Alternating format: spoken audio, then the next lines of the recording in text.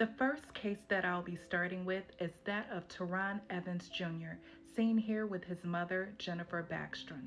Before Terron was unalived, his mother, Jennifer Backstrom, organized and led Black Lives Matter in Potsdam, New York in June of 2020.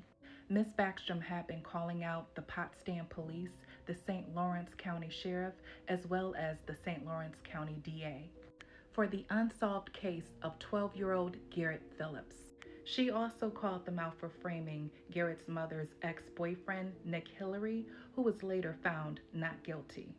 One of the twists is that they never really investigated Garrett's mother's other ex-boyfriend, Deputy John Jones. Remember that name. Deputy Jones lived just a few blocks away from Garrett and his mother.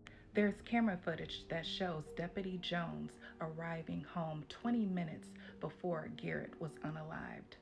There's also security footage showing Garrett skateboarding, and although a little bit blurry, he's seen conversing with Deputy Jones. I would also like for you to remember this tidbit of info. Deputy Jones was friends with the lead detective, Mark Murray, in the Garrett Phillips case.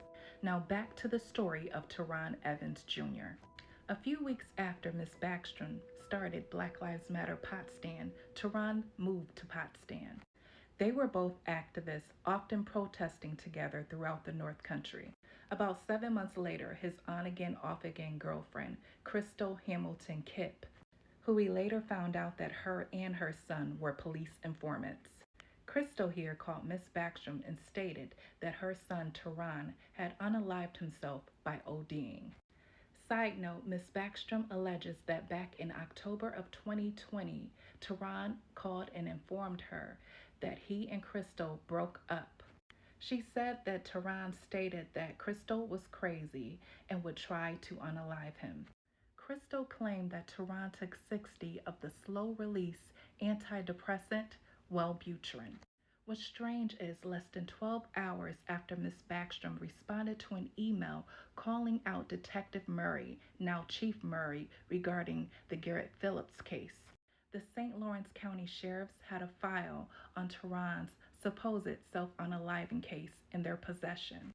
Terron was unalived 8 hours after that file was made.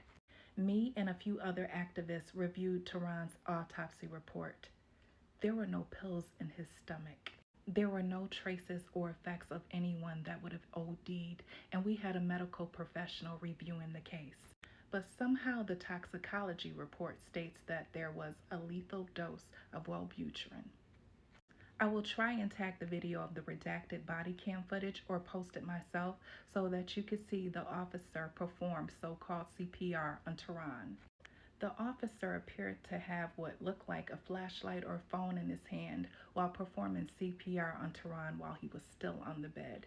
Ms. Backstrom has been fighting for justice for her son Terron mainly by herself. She has filed about 5 FOIL requests, and they have all been denied.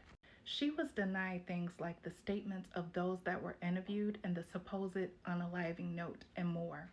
But there are ways that you can help by calling these numbers and requesting an investigation into the death of Terron Evans Jr. Also contact St. Lawrence County Attorney for the initial 911 call of Terron's unaliving on January 8, 2021.